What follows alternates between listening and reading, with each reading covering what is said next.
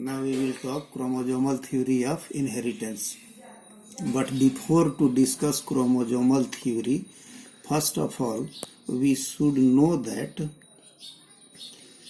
Mendel published his work in 1865, but his work was unrecognized till 1900. What was the reason? So in your NCERT book, there are 4 reasons given. First reason given, communication was not easy, so his work was not widely publicized. Again, second point given that he said that the genes are as the stable and discrete unit that control the trait, and the pair of alleles did not blend. So this view that the pair of alleles did not blend was not accepted by his contemporaries, because there are many continuous variations found in the nature. So how this occurs? Likewise, third point is the Mendel's approach of using mathematics to explain biological phenomena was completely new for the scientist. So it was unacceptable for the biologist of that time. Again, finally given that Mendel's work suggested that factors were discrete unit, but he could not provide any physical proof for the existence of factors or say what they were made of. So these are the 4 points given in the NCERT book that why his work was unrecognized till 1900, while his work was published in 1865. So these are the 4 reasons given in the book. First, given that in that time the communication was not easy, so his work was not publicized. Again, given that he said that the genes or factors are the stable discrete unit and the alleles did not blend, jabki there are many continuous variations found in the nature. So how it occurs? Third point was his mathematical explanation was also completely new for the scientist.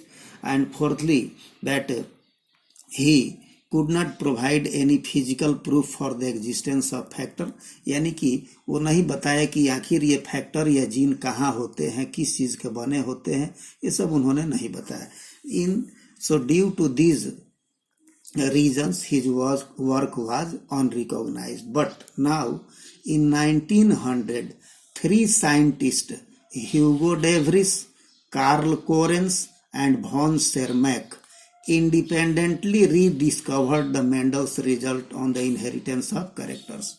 So these 3 scientists, Hugo de Vries, Karl Correns and Sermack, in 1900 independently rediscovered the Mendel's result, and they now propose the principles of heredity of Mendel's. After that, actually why Mendel did not say about the physical proof of existence of factor, what was the reason? So because that time cytology was not developed, because microscopy was also not developed. So a study of cell division, nucleus, these were not known by the Mendel. That's why he was not able to say the physical proof of for the existence of factor, माने कि ये factor कहाँ होते हैं. But when after the discovery or development in microscopy, scientists observed the cell, structure and function of cell. Scientists found that in the cell nucleus found, there is the nucleus found in the cell. Also they observed that in the nucleus there are the chromosomes found. And that chromosomes appeared to double and divide just before each cell division. So scientists observed the complete cell division of mitosis and meiosis also. So after this observation of cell, that the nucleus contain chromosomes thread-like, and the chromosomes appear to double and divide just before cell division. So two scientists, Sutton and Boveri, Theodore Boveri, noted that the behavior of chromosomes was parallel to the behavior of genes and used chromosome movement to explain Mendel's law of heredity. So Mendel said that the factors are responsible for the trait, and the Sutton and Boveri now proposed the chromosomal theory. The chromosomal theory of inheritance starts from here. So chromosomal theory of inheritance. So Sutton and Boveri, these were the two scientists. They observed that there is the parallelism, there is the similarity, there is the parallelism between the behavior of genes while passing from one generation to another and the movement of chromosomes during meiosis and during fertilization. So on the basis of these observations, Sutton and Boveri proposed the chromosomal theory of inheritance.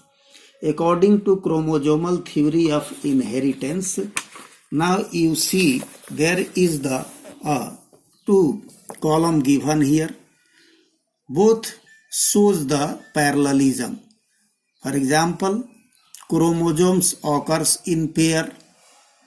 We know that in diploid cell, each chromosome has two copies. Each chromosome present in two copies. So chromosomes present in pair. Mendel also said that the factors of genes also present in pair. So this is the parallelism. Chromosomes segregate at the time of gamete formation, such that only one of each pair is transmitted to a gamete. So during gamete formation, chromosomes, this homologous pair of chromosomes found in the pair in the diploid cell called the homologous pairs. There are many homologous pairs of chromosomes, and each pair of chromosomes segregate at the time of gamete formation. Means each gamete receive only one chromosome of a homologous pair. Similarly, genes or factors also segregate at gamete formation, and only one of each pair is transmitted to a gamete. Suppose there is the capital T and a small t. So one gamete receive the capital T, another receive the small t. So both chromosomes and genes segregate during gamete formation. We know that the homologous chromosomes pair in zygotine stage. Again, the pair of chromosomes arranged at the equator in the metaphase stage, and in anaphase stage the pair of homologous chromosomes segregate, means separate, and reaches to the opposite poles. So segregation of homologous chromosomes also occurs during the cell division. Segregation of genes or factors also occurs during gamete formation. Likewise, independent pairs segregate independently of each other. So there are different pairs of homologous chromosomes, and the one pair of homologous chromosomes segregate independently of another pair of homologous chromosomes. Likewise, genes or factors also, one pair segregate independently of another pair.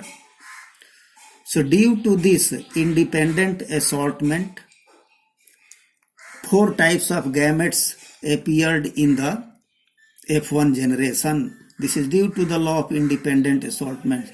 So this first point is the proof of law of paired factors of Mendel. The second point is the parallelism and the proof for the law of segregation, and this third point is the proof of the law of independent assortment. So on the basis of these observations, Sutton and Boveri found similarity between the movement of a transmission of genes or factors from one generation to another, and also movement of chromosomes during the meiosis cell division and during the fertilization. Chromosomes also found in pair, genes also found in pair. Chromosomes, homologous pair of chromosomes segregate during gamete formation, reaches to the opposite pole. Genes or factors also segregate. Independent pairs, different pairs of homologous chromosomes segregate independently of each other. One pair of genes or factors independently segregate independently of another pair. So this first point is the proof for the law of paired factors. Second is the similarity of the law of segregation. Third is the similarity of law of independent assortment. So on the basis of these observations, Sutton and Boveri found there is the parallelism between the behavior of genes or factors during the passage from one generation to another, and there is also the similarity of the chromosome movement during the meiosis and fertilization. So on the basis of these observations, Sutton and Boveri said that genes Mendelian factors are actually present on the chromosomes. Chromosomes also found in pair, that is called a pair of homologous chromosomes. There are different pairs of homologous chromosomes, and these homologous chromosomes, each pair of homologous chromosomes segregate during the gamete formation. So in metaphase, the chromosomes align at the equator, and then in anaphase it segregates and reaches to the opposite poles. Likewise, so chromosomes also independently assort. So independent pairs of homologous chromosomes segregate independently, or one pair of homologous chromosomes segregate independently of another pair. So to explain these two, segregation and independent assortment on the basis of chromosomes, we can see this figure.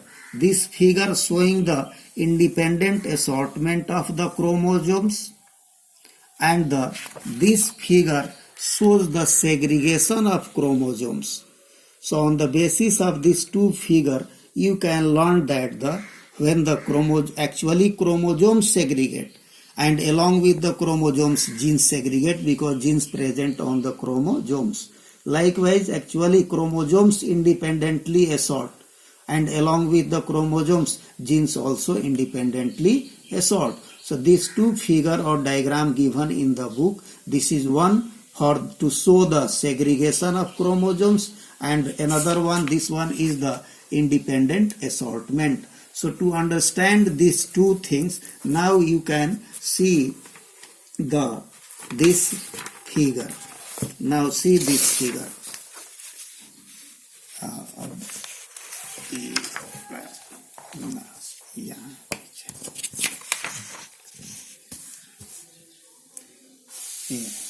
Now we will see in this figure, in this diagram, we will learn about the segregation of chromosomes.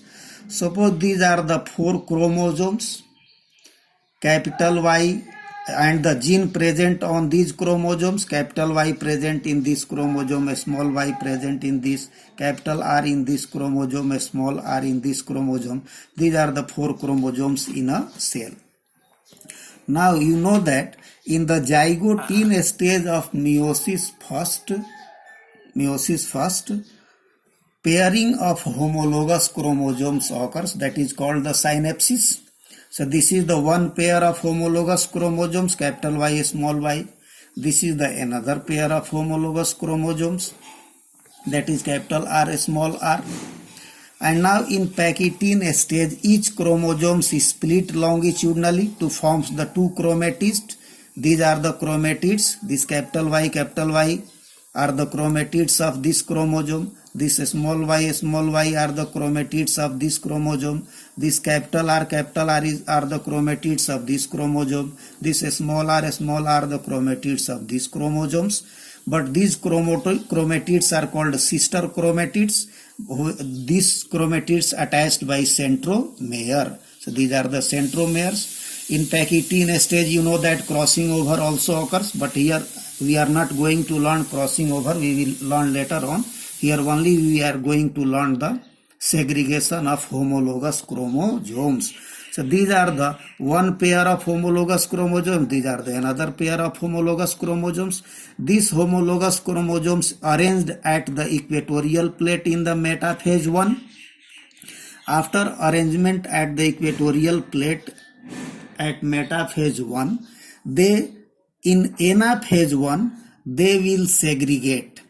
Suppose this capital YY, this is the Y chromosome, this is a small y chromosome, this is the capital R, this is the one chromosome, this is the another. So these are the homologous pairs that were arranged in the equatorial plate, and now in the anaphase stage, this capital Y moving towards this pole, a small y moving towards this pole, capital R moving towards this pole, a small r moving towards this pole. This is the anaphase 1. So this is the segregation of chromosomes.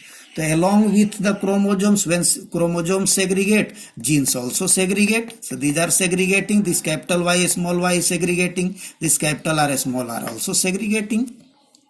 After this anaphase 1, then telophase 1 occurs, then cytokinesis occurs, and these two cells will be produced.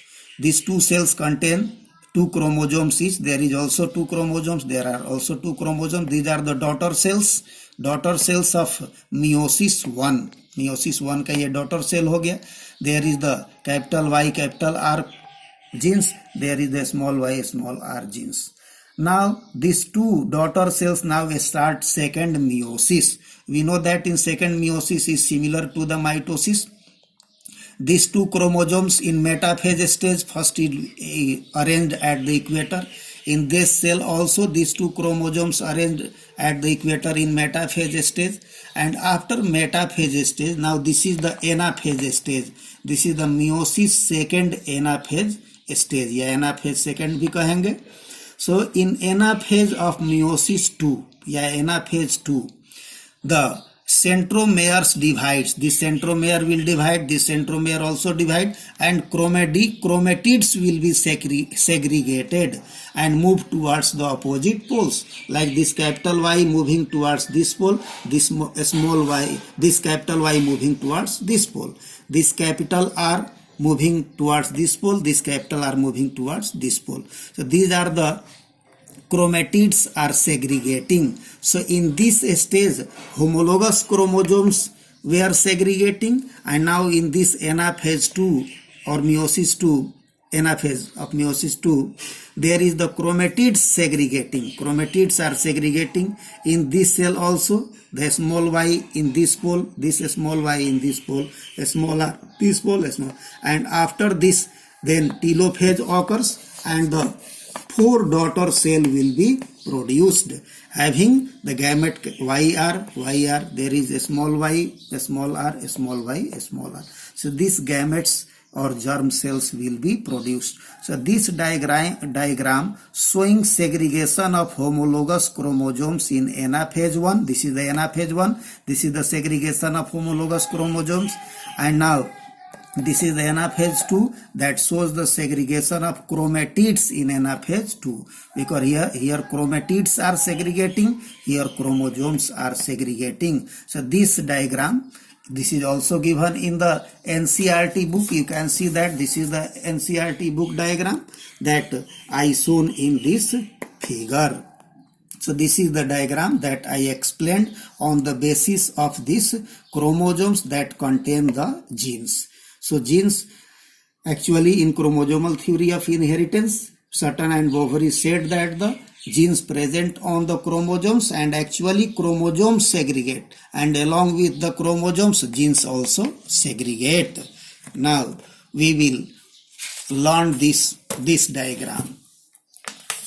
Now to learn this diagram,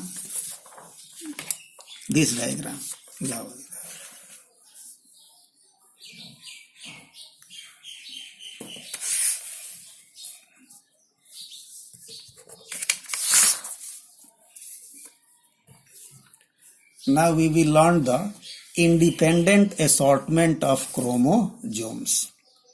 This is the another diagram in the NCERT written that the independent assortment of chromosomes. Now same chromosomes and genes we will take. Suppose these are the 4 chromosomes.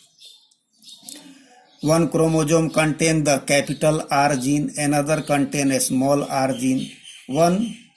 This is the hybrid F1 hybrid cell I have taken here to explain this independent assortment, because the F1 hybrid shows independent assortment and produces 4 types of gametes that we learned in this test cross also. This hybrid produce the 4 types of gametes. So to learn this independent assortment, we have taken this heterozygous cell, a hybrid cell of F1 generation having the round and yellow seed, but there are 4 chromosomes and all the alleles are present on the different chromosomes.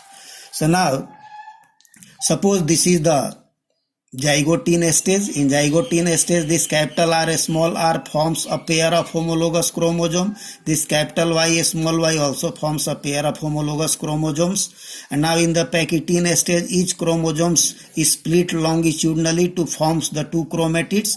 That is the capital RR. Each chromatid contain a R gene. So capital RR small r, capital YY small I. So this is the one pair of homologous chromosome. This is another pair. This is also called the tetrad stage. Suppose this is the Pachytene stage, in which the crossing over occurs. After that diplotin stage, again then dikinesis, then metaphase starts. So now in metaphase 1, these pairs of homologous chromosomes will arranged at the equatorial plate. So after metaphase 1, there will be the anaphase 1 stage. So suppose there are 2 probability of arrangement of chromosomes in metaphase, or there will be the 2 probability of segregation of these homologous chromosomes, because we know that one pair of homologous chromosomes segregate independently of another pair of chromosomes, and that's why it produces the 4 types of gametes. That is called the independent assortment. So we will take the 2 probabilities here. Suppose these 4 chromosomes, this is the one pair of homologous chromosome, this is the another pair of homologous chromosome. Suppose they arranged at the metaphase stage, arranged at the equator, and in anaphase now they are segregating. So suppose they are arranged like this, capital R small r, capital Y small y. So in that condition, this capital R and capital Y will go in this side, one pole. This small r and small y will go in this pole. This is the segregation of homologous chromosomes.